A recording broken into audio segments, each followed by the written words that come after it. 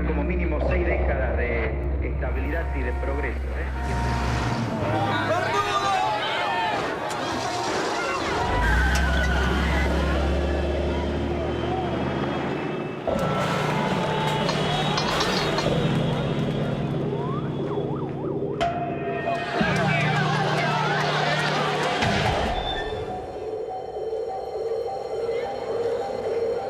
Informarles que ante eso he decretado el estado de sitio en todo el territorio nacional. He informado al honorable Congreso. Nuestro país vive horas difíciles que muestran la culminación de un largo proceso de deterioro.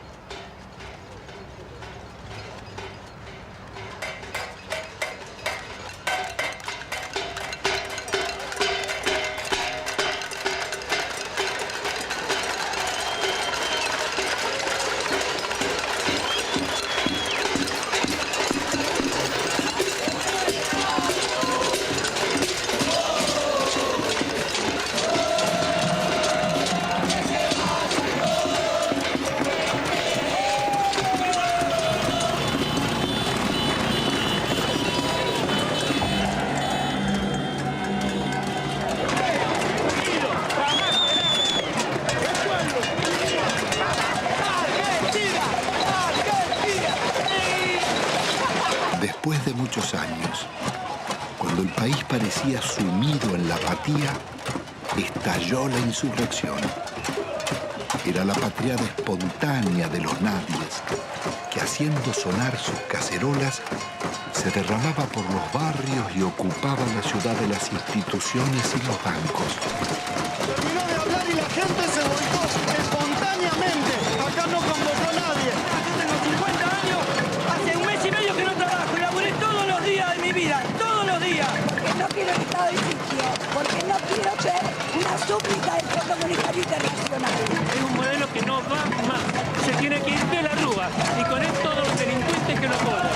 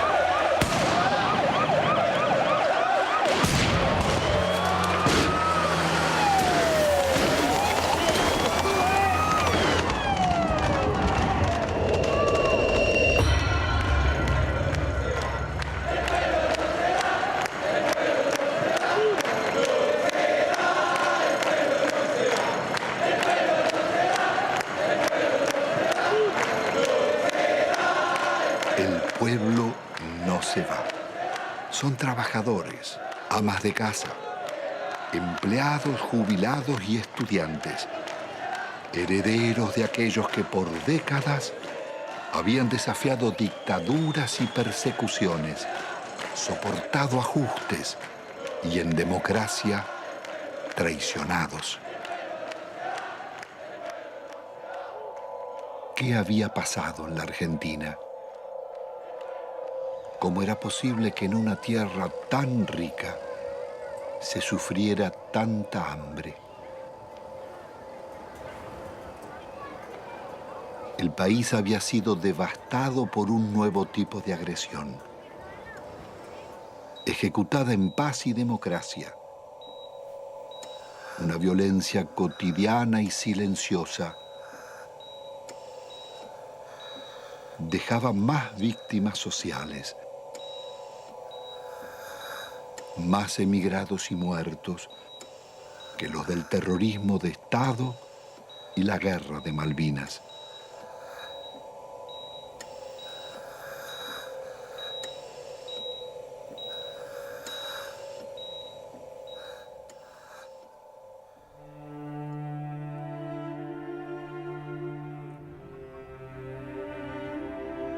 En casi 2 siglos de vida independiente, la deuda externa argentina ha sido una de las causas del empobrecimiento y la corrupción y uno de sus escandalosos conflictos. Desde el primer empréstito firmado por Rivadavia en 1824 con la banca inglesa Baring Brothers, la deuda serviría para fortalecer a sus socios argentinos, controlar finanzas y transferir recursos a las metrópolis. Desde entonces, la deuda externa estuvo ligada a los negocios y complicidades de casi todos los gobiernos, desde Mitre y Quintana a Menem y de la Rúa.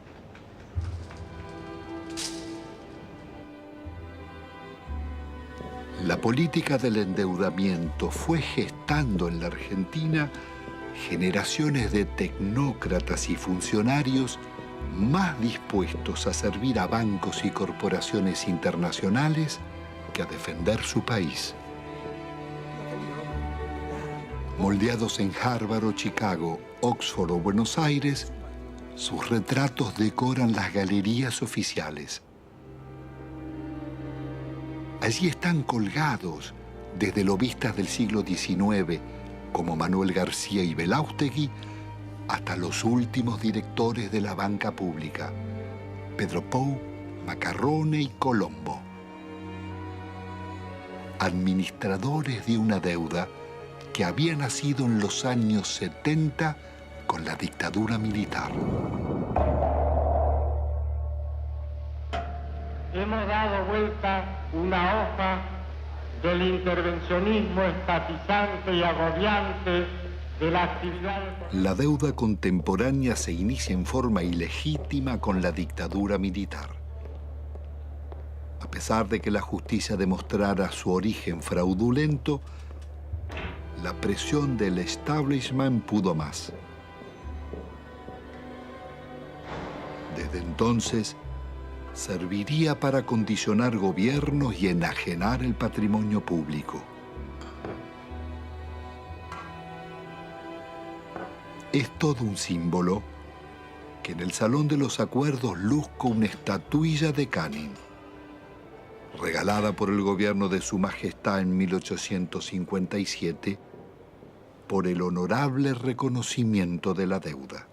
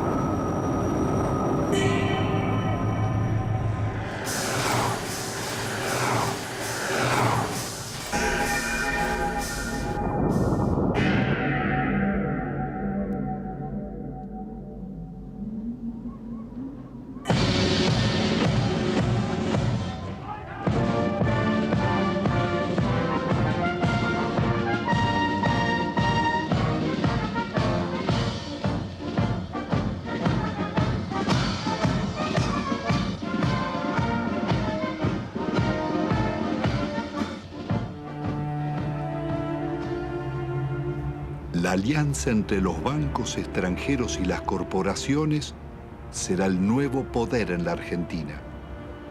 Después de 7 años de plan neoliberal, el gobierno de la dictadura deja un país hipotecado con una deuda externa de 45.000 millones de dólares. La mitad es deuda privada. Son 23.000 millones que dicen deber bancos extranjeros radicados en el país, como el Citibank, el First Boston, el Chase Manhattan, Bank of America, el Banco de Italia, Londres, Español, el francés y el Deutsche, y también el Banco Río, el Quilmes, Galicia y otros. Multinacionales como ESO, Fiat, IBM, Ford, Mercedes-Benz, Swift, Pirelli, los grupos empresarios locales de Pérez Compán, Bulguerón y Bridas, Macri, Techin, Fortabat, Pescarmona, Gruneisin, Soldati, Cogasco, Celulosa y otras. Una descomunal deuda privada que un alto funcionario de la dictadura le pasaba al Estado, Domingo Cavallo. Doctor Domingo Felipe Cavallo. Convertido en superministro de Economía de los gobiernos de Menem y de la Rúa, sería responsable del permanente crecimiento de la deuda y de los mayores despojos que sufriera el pueblo argentino.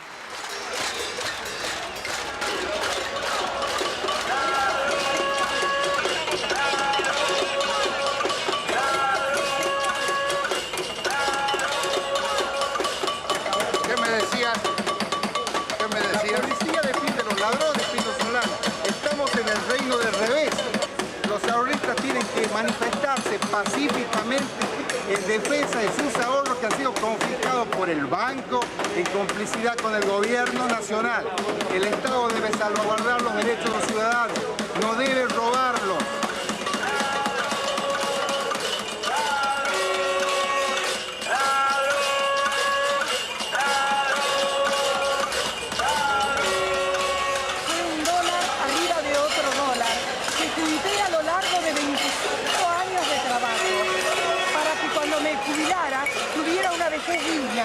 Cosa que el gobierno no me da.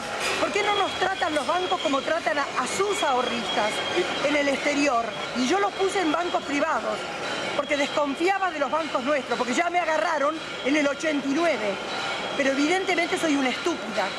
Entonces, ¿qué necesitan? ¿Una bomba? Yo no soy de poner bombas, pero al menos me desahogo con la cacerola. Esta cacerola le hizo puré a mis hijos para que cada vez que la vea sepa que si me roban porque ellos son unos sinvergüenzas. Pero yo luché por mis derechos. Yo soy el decano de los canijitas de Avellaneda. 65 años vendiendo diario y todos mis ahorros están en el Citibank. ¿Por qué no me lo devuelven? El gerente me dijo que me lo iban a devolver. Mentira, mentira y mentira. Y todos mis ahorros del sacrificio de mi vida los tengo ahí. Hay una deuda externa en la que los bancos le deben a la Argentina. Es una deuda inversa, en cierto modo, porque las casas matrices tienen que hacerse cargo de los depósitos bancarios.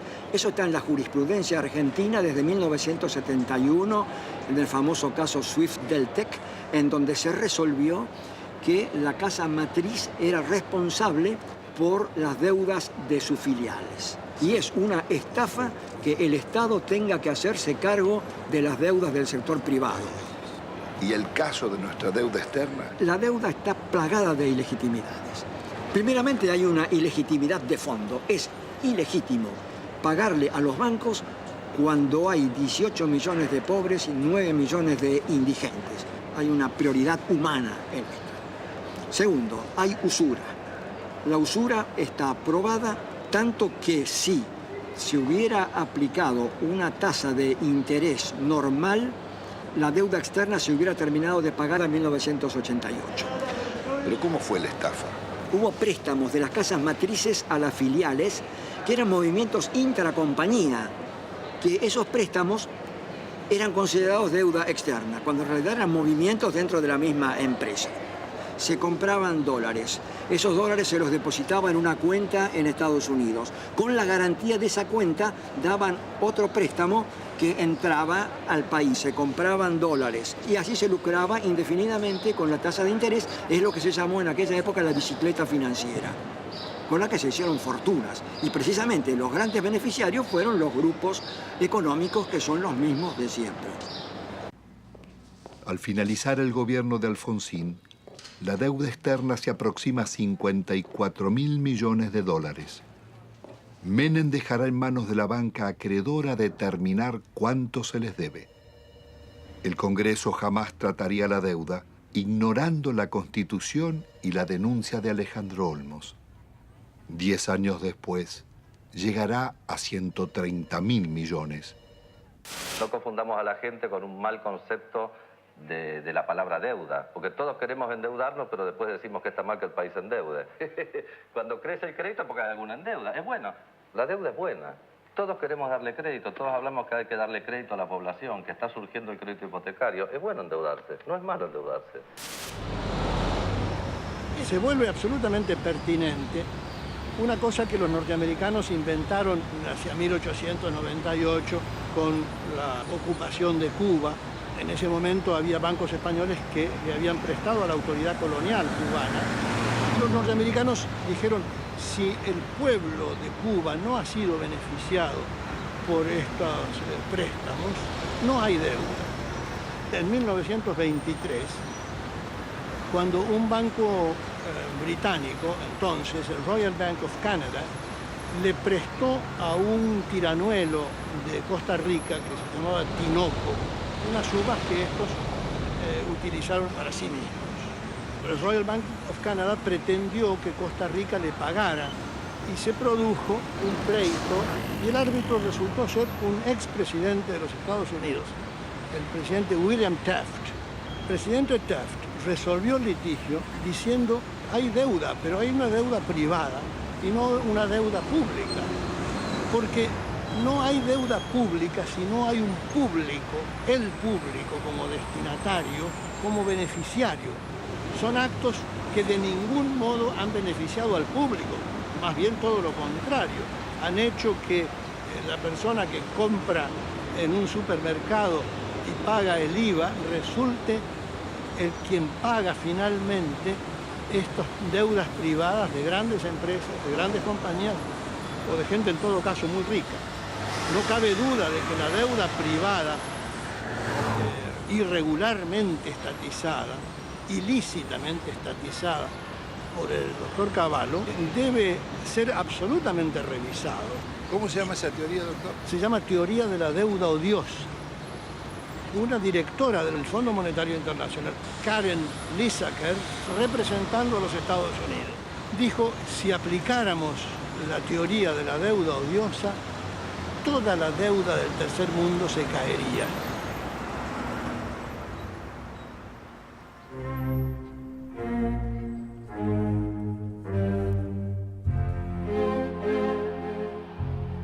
La democracia retorna de la mano del radical Raúl Alfonsín con un discurso socialdemócrata. Promete defender los derechos humanos, dar batalla contra la pobreza y demostrar que con la democracia se estudia, se cura y se come.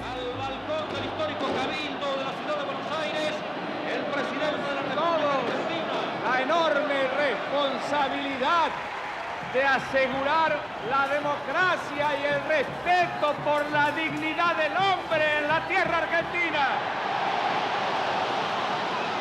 Hemos dicho que esto significa que el Estado no puede subordinarse a los grupos financieros internacionales, pero que tampoco puede subordinarse a los privilegiados locales. Pero el Estado está en quiebra y es preciso optar.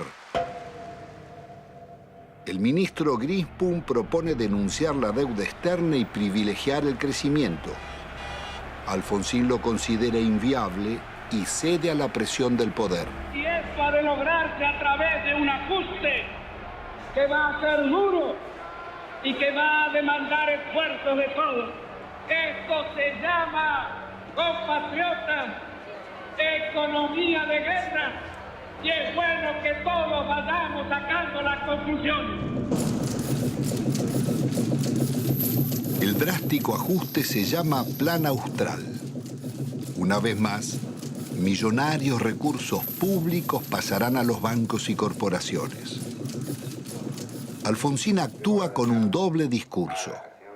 Promete investigar la deuda, pero ordena al presidente del Banco Central legitimarla. Promueve el juicio a las juntas militares por los crímenes de la dictadura y 2 años después, las leyes de obediencia debida perdonarán los delitos cometidos bajo órdenes superiores. Es el logro de la insurrección de los oficiales carapintadas. La población sale de sus casas y desafía los tanques.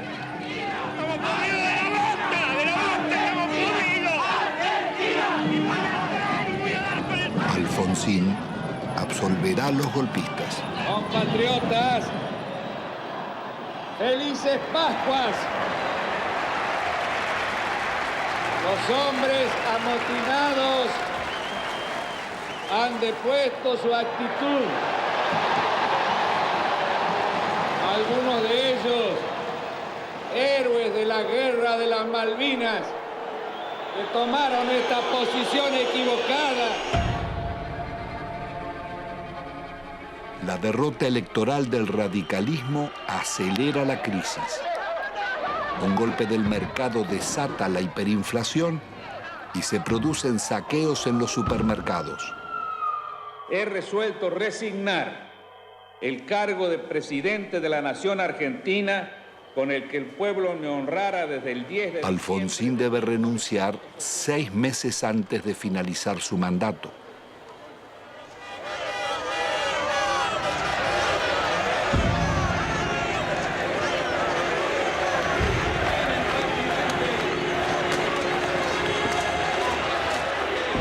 El justicialista Carlos Menem llega a la presidencia argentina después de haber gobernado varias veces la provincia de La Rioja, una de las más pobres del país. Su meteórico ascenso coincide con la caída del muro de Berlín y las ideas del consenso de Washington. De lenguaje franco y gesto de predicador, Menem promete revolución productiva y salariazo. Luce las patillas del viejo caudillo Facundo Quiroga, el tigre de los llanos.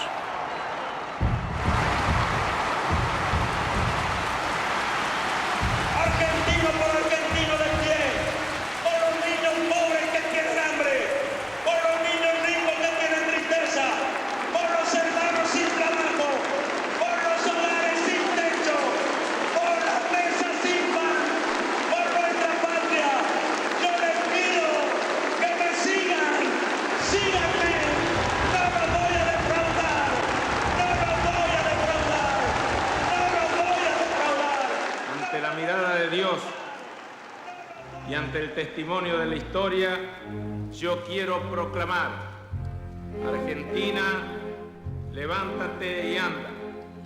Hermanas y hermanos, con una sola voz para decirle al mundo: se levanta a la faz de la tierra una nueva y gloriosa nación. Son los tiempos del supuesto fin de la historia. El discurso único de la globalización y las democracias neoliberales en América Latina.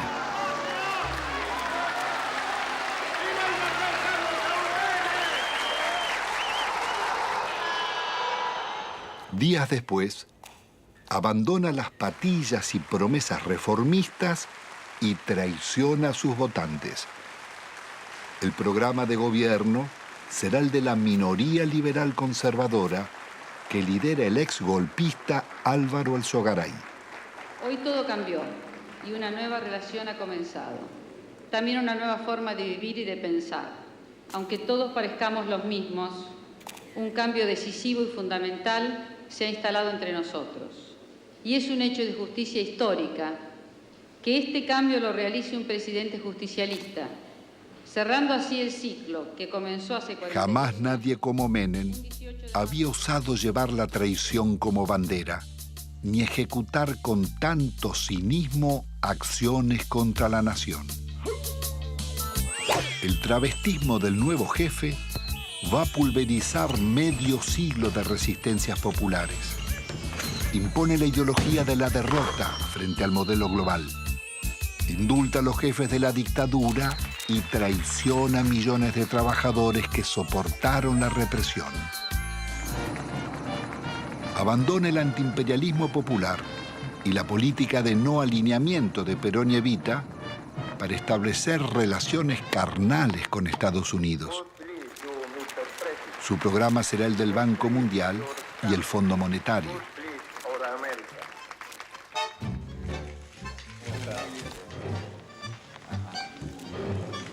Pero la traición no fue solo la de Menem. Buena parte de la dirigencia político-sindical tiró por la borda una vida de resistencias. Muchos se sentaron en la mesa del arreglo y optaron por indemnizaciones. Otros se convirtieron en socios del millonario festín de las privatizaciones.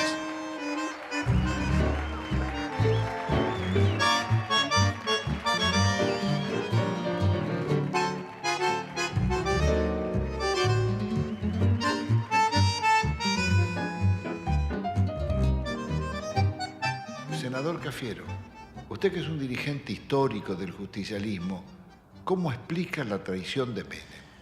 Bueno, eso sucede y no sucede raramente, sucede con bastante frecuencia en la vida política de todas las naciones. Hay un librito chiquito francés que se llama El elogio de la traición, donde se demuestra o se dice que es absolutamente intrínseco a la política la traición. Es decir, usted para llegar tiene que mentir, porque si usted dice lo que realmente piensa, la gente no lo va a votar. Y creo que eso se aplicó en la Argentina. Se aplicó siempre, pero con mucha mayor intensidad, admitámoslo, durante los gobiernos de Menem.